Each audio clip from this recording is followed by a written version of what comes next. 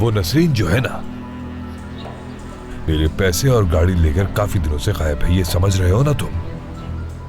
और ज़ैनब उसके साथ पूरी तरह मिली हुई है, ये सब जानती है। ज़ैनब ऐसा कभी नहीं कर सकती, समझे? तुम नहीं मानोगे। क्योंकि तुम इल्जाम लगा रहे हो मेरी बेटी पर।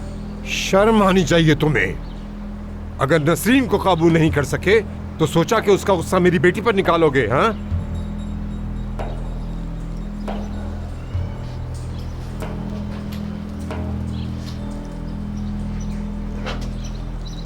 मुस्तफा, तुम्हारी बेटी मुझे नसरीन का पता नहीं बता रही। क्यों?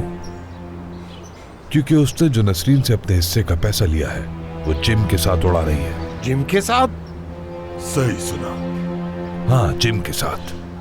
वो कमसर्फ जिम तुम्हारी बेटी के आसपास क्यों घूमता है, सोचा है कभी? तुम्हें मुझसे आकर बात करनी चाहिए थी। यूं बीच सड़क पर मेरी बेटी को मारने का तुम्हें कोई हक नहीं। मैं तुम्हें छोड़ूंगा नहीं, सुना तुमने? ज़ैनब कल ही जाकर तुम पर मुकदमा दर्ज करवाएगी, छोड़ेगी नहीं तुम्हें।